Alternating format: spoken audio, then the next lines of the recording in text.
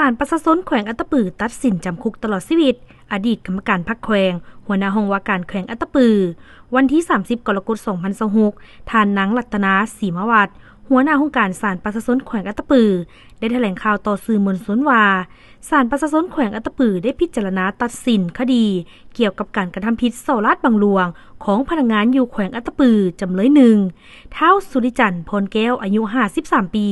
อาชีพพนักงานอดีตกรรมการพรรคแขวงหัวหน้าห้องว่าการแขวงอัตตปือปัจจุบันอยู่บ้านไซสีเมืองไซเสถาแขวงอัตตปือข้อหาการส่อราชบังหลวงข้อหาการยักยอกทรัพย์ของรัฐหรือล้วมหมู่การหับสินบนการสวยไส้ฐานะตำแหน่งสิทธิอำนาจหน้าที่เอาทรัพย์ของรัฐล้วมหมู่หรือบุคคล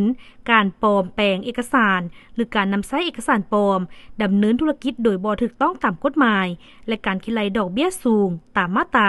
354 355 358 359 364 297และ298ของประมวลกฎหมายอาญาลงโทษตัดอิสรภาพตลอดชีวิตและปรับใหม่1/100ของมูลค่าความเสียหายจำนวน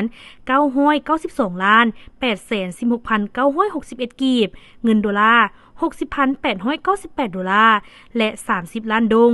หีบเงินเท่าสุริจันทร์พรแก้วจำเลยหนึ่งจำนวน1,551,712,000 กีบเข้าเป็นของรัฐและส่งเงินส่วนต่างได้จากการปล่อยเงินกู้ดอกเบี้ยสูงทั้งหมดจำนวน4,200,249,000 กีบคืนแก่รัฐ